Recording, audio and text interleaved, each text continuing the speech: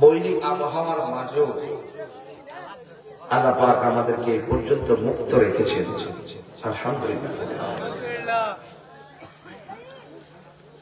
আমরা এমন নবীর উম্মত হয়েছি,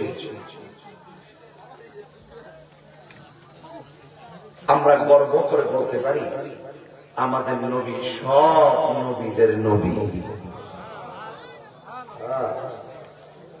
আমরা গর্ব করে বলতে পারি আমার নবী হাসরের মাঠে সুপারিশ করবেন। গর্ব করে বলতে পারি আমার নবী আল্লাহকে চক্ষু মোবারকে দেখেছেন। আমরা গর্ব করে বলতে পারি আল্লাহর হাবিব প্রত্যেকটা কবরে শরীরে উপস্থিত থাকার ক্ষমতা আছে। তো এমন নবীর উম্মত হয়েছে, আমরা খুশি। কথা বলেন ঠিক কিনা? আজকের মাহফিল যুব সমাজের উদ্যোগে, সমাজের মাহফিলগুলো যুবকরাই তো করে, আর করতে গিয়ে পাশে লেগছে কবরবাসী, ঠিক না? এরা খুব বুদ্ধিমান, কারণ আমাদেরকে ছেড়ে যারা কবরে চলে গেছে এরা কি আর আসতে পারতেছে? আমরা গেলে কি আর আসবো?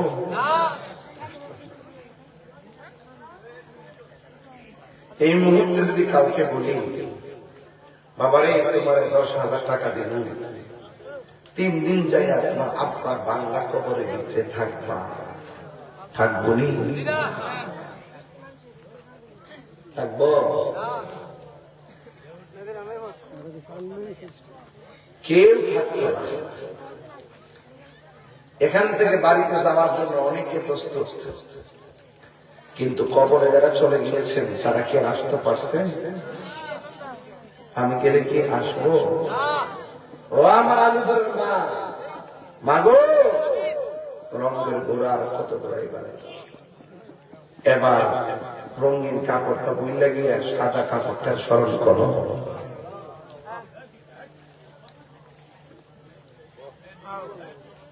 ভাই কথা বলতেছে,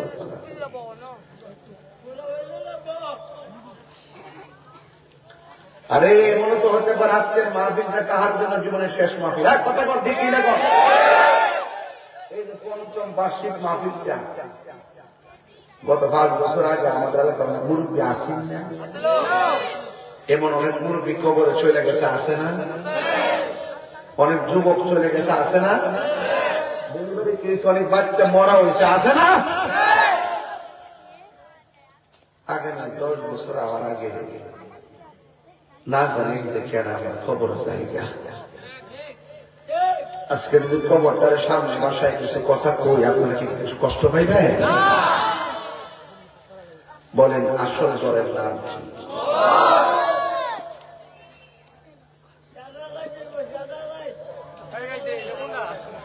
আল্লাহর হাবিব বলেন কবর কাহার জন্য জান্নাতের বাগান, সুবহানাল্লাহ। আবার কবর কাহার জন্য জাহান্নামের গর্ত হয়ে যাবে। আমার নবী আপনার নবী রাহমাতুল্লিল আলামিন বলেন আখিরাতের প্রথম মন্দির হলো কবর। আমরা প্রথম ঘাট জানি কবর, দ্বিতীয় ঘাট জানি হাসর, তৃতীয় ঘাট জানি মিজানের পাল্লা, চতুর্থ ঘাট জানি পুলসিরাত। কি বলছি? আমার নবী বলেন কবর কাহার জন্য জান্নাতের বাগান, আবার কবর কাহার জন্য জাহান্নামের গর্ত। আলিপুরে এই মুহূর্তে আগুন লাগলে ফায়ার সার্ভিস আগুন নিভাবে, অথচ আলিপুরের গুরুস্থানে কত মানুষের কবরে জাহান্নামের আগুন জ্বলে। বাবা, এই দুনিয়ার কোন বায়োস্কোপ নাই, যন্ত্র নাই, ধরবে যে কবরে আগুন জ্বলতেছে। এখন প্রশ্ন করবো হুজুর, কবরবাসীর উপরে আযাব হলে কবর গিয়ে তো দেখে হাড্ডি পড়ে আছে, অনেক কবরে গিয়ে দেখি লাশ খুঁজে পাওয়া যায় না, তাহলে আযাবটা কিসে হয়?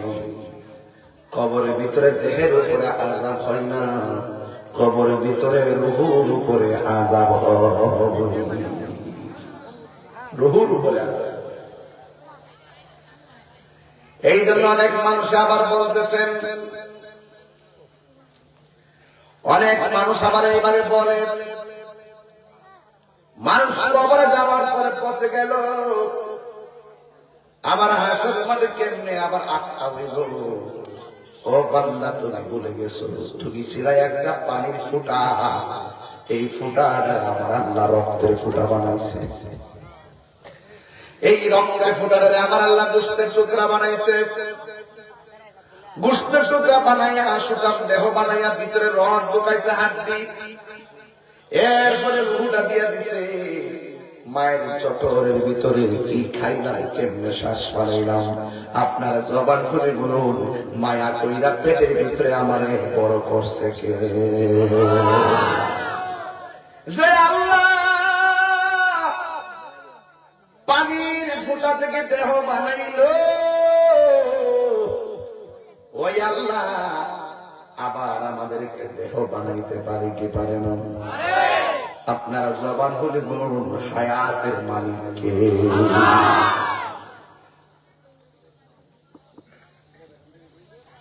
আন্দারপুরের মানুষ আমি, আন্ধারপুরের মানুষ আমি, আন্ধারপুরের বাসিন্দা। ও আল্লাহ, আমি এক পাপিষ্ঠ বান্দা, ঠিক না বে? ঠিক। ও আল্লাহ, রাত হইলে ডরাই, রাতি বুহাইলে ডর, বয়স কলি ভুইলা যায়, দিনে রাইতে তোমার বান্দা কলবে যেন পায়, দিনে রাইতে তোমার বান্দা কলবে যেন পায়, আল্লাহ তাই তৈলে ডরাই, রাতে পোহাইলে ডর, বয়স কলি বুইলা যায়। আল্লাহ, আমি সৃষ্টি, তুমি স্রষ্টা, আমার কি বা সাধ্য, যখন তখন উইরা যাইতে এই তাহিরি বাধ্য। কথা কোন ঠিক কিনা?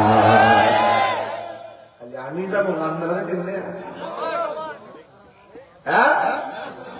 আল্লাহ, আমি সৃষ্টি, তুমি স্রষ্টা, আমার কি বা সাধ্য, যখন তখন উইরা যাইতে এই তাহিরি বাধ্য, সব ক্ষমতার প্রতিপাদ্য হর হামেশা গায়। আল্লাহ হতে কোন কেন?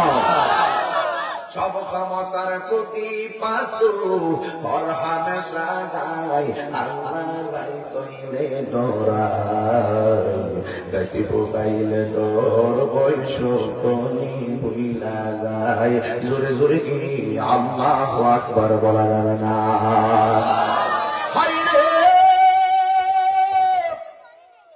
ও আলিপুরের বাবা, কেউ আগে, কেউ দিনে, কেউ দেশে, কেউ হাইরে, জবান খুলে বলেন হায়াতের মালিক কে? আমার নবী বলে, উম্মত,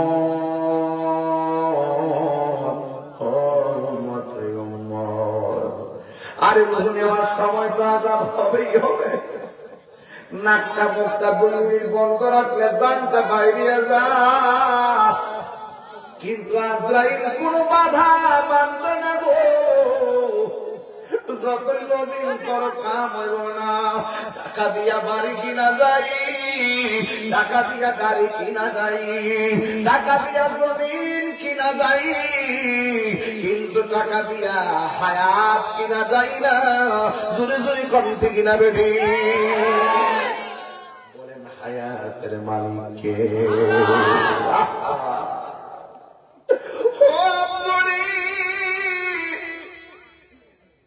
আমার নবী কয়, রূহ নেওয়ার সময় কষ্ট হবে,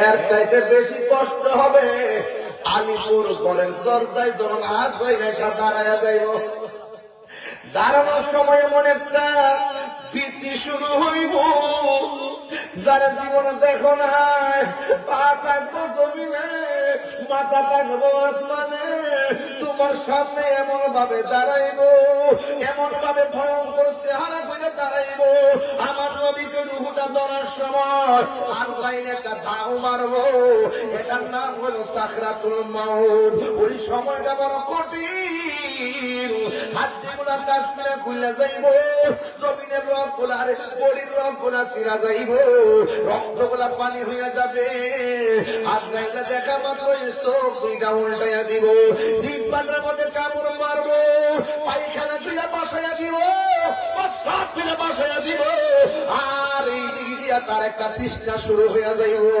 আমার নবী আপনার নবী বলেন এমন একটা তৃষ্ণা শুরু হইব, 400 বছর 13 নবীর পানি যদি ঢাইলা দেয়, এরপর যারা পরিমাণ তৃষ্ণা মিটবে না।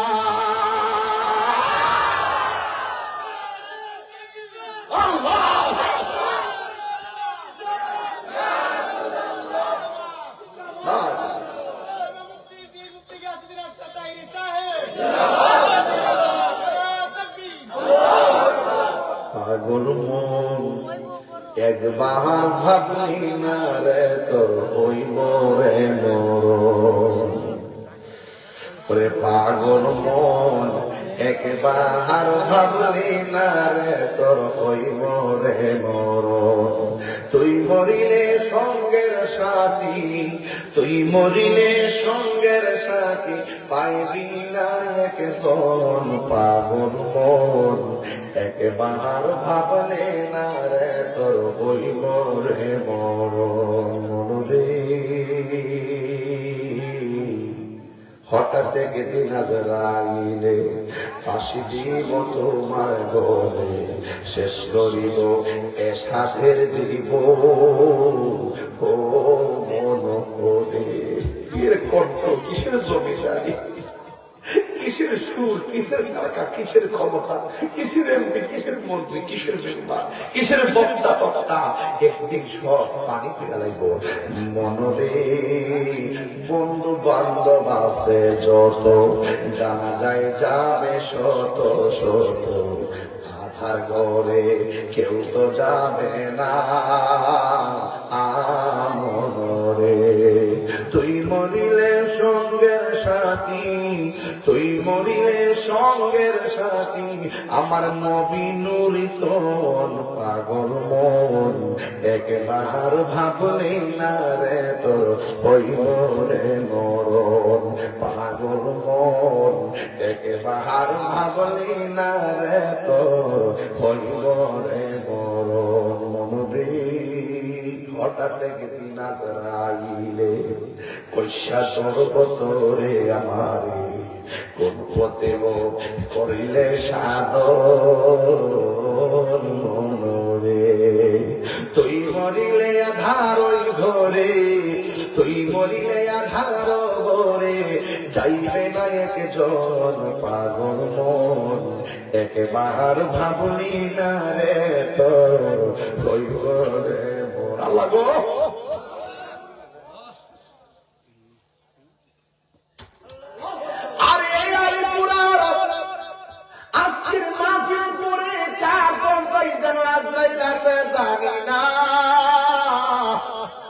দুলালপুরের ঘরে কার ঘরে আজরাইল আসে আমি জানি না, বেটি কালমিনা কার ঘরে আজরাইল আসে আমি জানি না।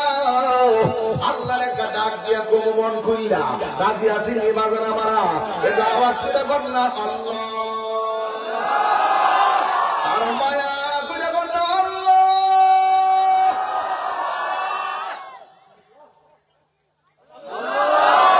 সেই দিন মরণ দিবা গো, সেই দিন আপনার নূরের নবী হায়াতুর নবী দিদার দিয়া আমরার মরণ দিও জোরে কোনা আমি। নবী দেখতে চাইছি চাই, নবীর দেখলে মরণের আসান হয় কি হই না। মানুষ আইব রে এক নজর দেখিতে, মানুষ আইব রে। কিসের বন্ধু, কিসের বান্ধব, আমার নবী সামনে আপন। এই জন্য আমার নবী বলেন, উম্মত যারা দিনে রাইতে মরণের জন্য প্রস্তুত থাকে আর 20 বার মরণের কথা খেয়াল করবে, ওই দিন যদি তার মরণ হইয়া যায়, আমার আল্লাহ ওই মরণটারে শহীদের খাতায় লিখে দেয়। মরণের জন্য প্রস্তুত আছি না নাই? আরো জোরে বলো, আছি না নাই? আল্লাহ রাব্বুল আলামিন কোরআনে বলেন, কুল্লু নাফসিন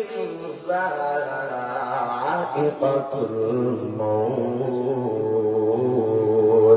আল্লাহ রাব্বুল আলামিন বলেন, সব প্রাণীকে মরণের স্বাদ গ্রহণ করা লাগবে। কেউ আগে, কেউ জোরে বলো, কেউ আগে, কেউ দিনে, কেউ। এই জন্য হায়াতের মালিককে আল্লাহ রাব্বুল আলামিন কয়, ও পৃথিবীর মানুষ, আমি আল্লাহ তোমারে মরণ দিছি, শুধুমাত্র পরীক্ষা করার জন্য মরণটা দিয়েছি। এই জন্য কবরে যাওয়ার আগে আমাদের সবাইকে নবীর মহব্বত দরকার আছে না নাই? কবরে যাওয়ার আগে ইবাদতের দরকার আছে না নাই? এই জন্য আমার নবী বলে, আজরাইল অনেক বড়।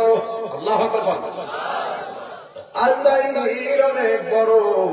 ওই আজরাইল তোমার উপরের সাথে আইসা রূহটারে ধরবে, তখন কি উপায় হবে আমাদের? ইমানদার দুনিয়াটারে জেলখানা মনে করে, আর বেঈমানরা এই দুনিয়াটারে পালাখানা মনে করে।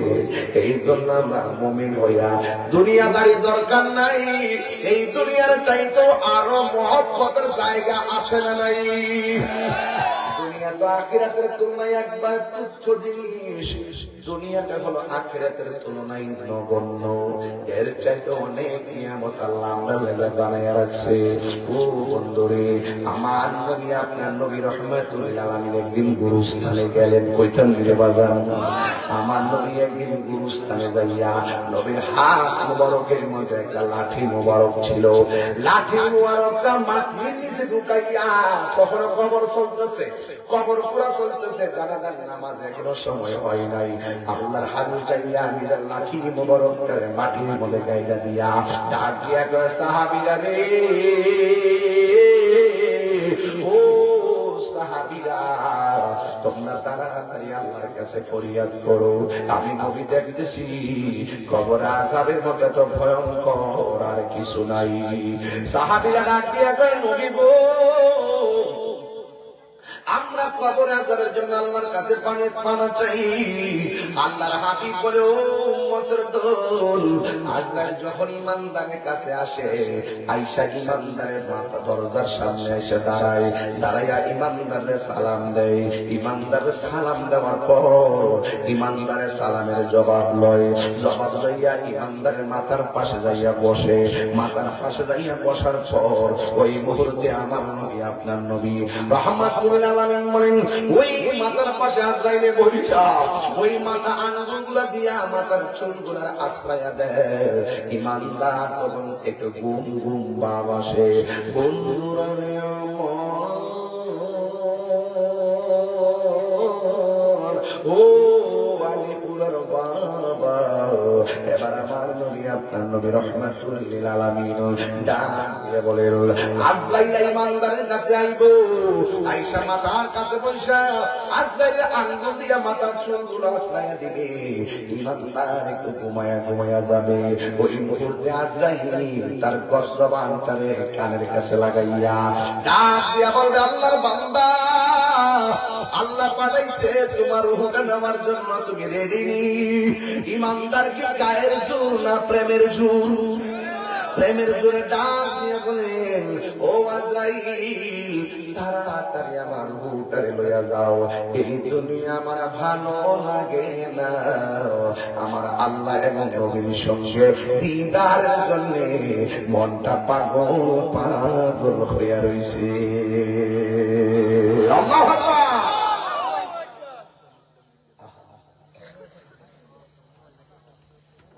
আমার নবী পিপিলিকে কামড় দিলে যেমন একটু ব্যথা পাওয়া যায়, ইমানদার রূহটা যখন গান দিয়ে নেবে একটু কাজ হবে।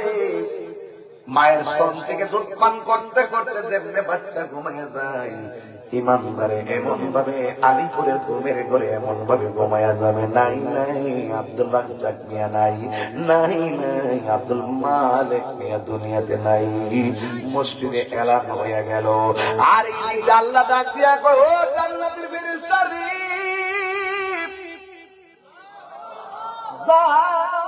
যাও জান্নাতের ভিতর দিকে একটা সাদা কাপড় নিয়ে ইমানদারের বাড়িতে যাইয়া দাঁড়িয়ে যাও। ইমানদারের নজরটা যতটুকু সামনে যায় অতটুকু সামনে যাইয়া তুমি দুইটা জিনিস লইয়া যাও, একটা হলো আতরের বোতল, আর একটা